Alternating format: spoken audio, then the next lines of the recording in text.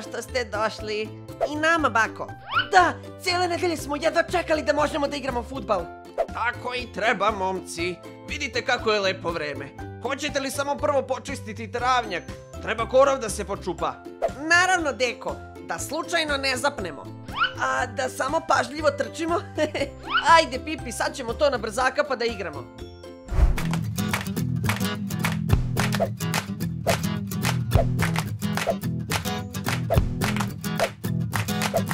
Okej, ovo je dosta da možemo da igramo.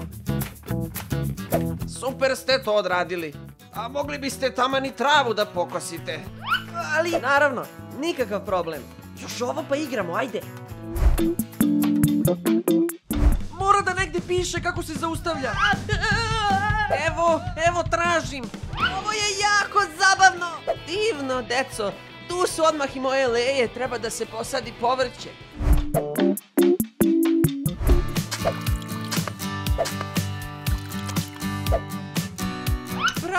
Bravo. Treba i još. Kako su slatke. Možda misle da si ti njihova kraljica. Ove su i previše druželjubive. Vredni kao pčelice. Samo još ovo. I gotovo. Baš sam se umorio. Noge su mi sada preteške za šutiranje lopte.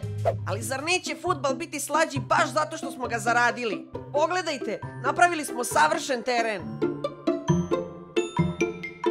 U pravu si, hajde da počnemo.